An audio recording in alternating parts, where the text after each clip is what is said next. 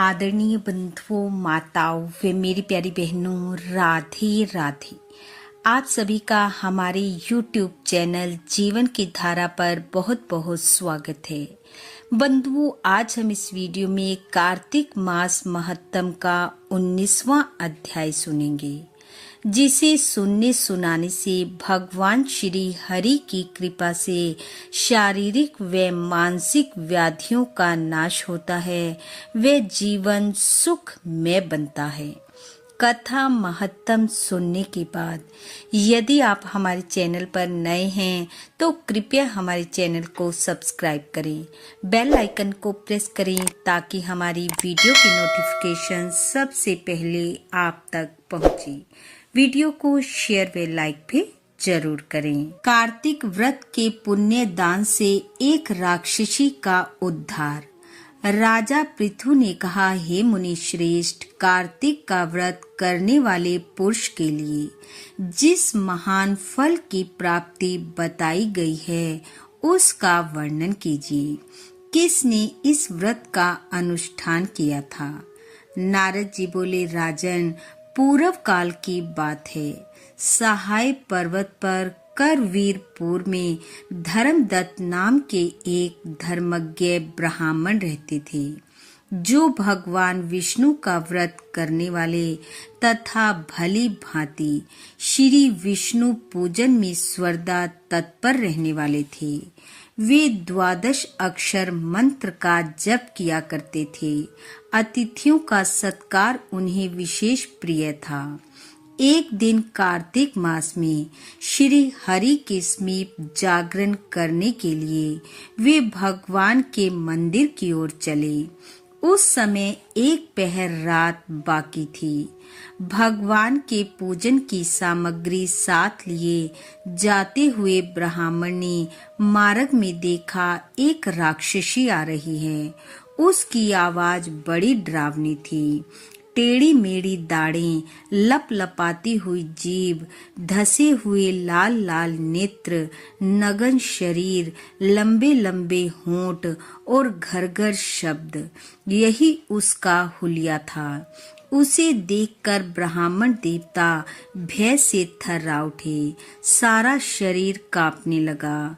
उन्होंने साहस करके पूजा की सामग्री तथा जल से ही उस राक्षसी के ऊपर रोषपूर्वक प्रहार किया। हरि नाम का स्मरण करके तुलसी दल मिश्रित जल से उसको मारा, जिसके प्रभाव से उसका सारा पाप नष्ट हो गया। अब उसे अपने पूर्व जन्म के कर्मों के परिणाम स्वरूप प्राप्त हुई दुर्दशा का स्मरण हुआ। उसने ब्राह्मण को दंडवत प्रणाम किया और इस प्रकार कहा, हे ब्राह्मण देव, मैं पूर्व जन्म के कर्मों के कुपरिणामवश इस दशा को पहुंची हूँ। अब कैसे मुझे उत्तम गति प्राप्त होगी? राक्षसी को अपने आगे प्रणाम करते तथा पूर्व जन्म के किए हुए कर्मों का वर्णन करते देख ब्राह्मण को बड़ी हैरानी हुई। वे उससे इस प्रकार बोले, किस कर्म के फल से तुम इस दशा को पहुंची हो? कहाँ से तुम आई हो? तुम्हारा नाम क्या है तथा तुम्हारा आचार व्यवहार कैसा है? ये सारी बातें मुझे बताओ। तब कलाहा बोली, हे ब्राह्मण देव, मेरे पूर्व जन्म की बात है। सौराष्ट्र नगर में भिक्षु नाम के एक ब्राह्मण रहते थे। मैं उन्हीं की पत्नी थी। मेरा नाम कलाहा था। मैं बड़े भयंकर स्वभाव की स्त्री थी।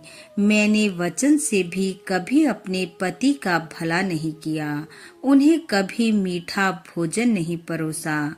मैं सदा उनकी आज्ञा का उल्लंघन किया करती थी। कलह मुझे विशेष प्रिय था। वे ब्राह्मण मुझसे सदा दुखी रहते थे। अतः मेरे पति ने दूसरी स्त्री से विवाह करने का विचार कर लिया। तब मैंने विष खाकर अपने प्राण त्याग दिए। फिर यमराज के दूत आए और मुझे बांधकर पीटते हुए यमलोक में ले गए।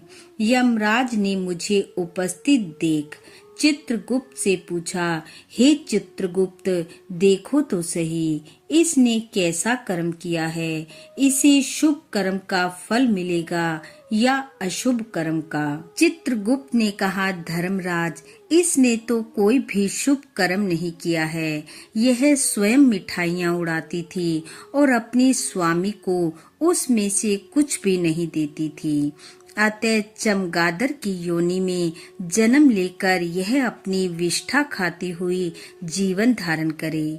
इसने सदा अपने स्वामी से द्वेष किया है तथा स्वर्दा कलह में ही इसकी प्रवृत्ति रही है।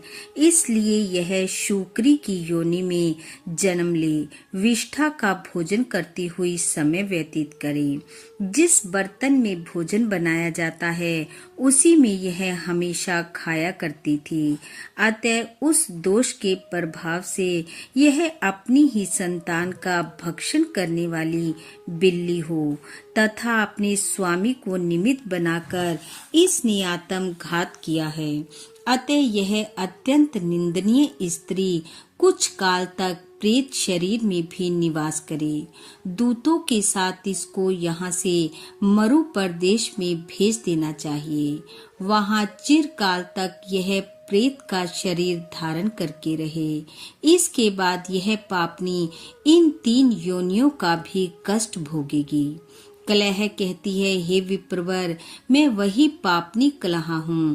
प्रेत के शरीर में आए मुझे 500 वर्ष व्यतीत हो गए हैं।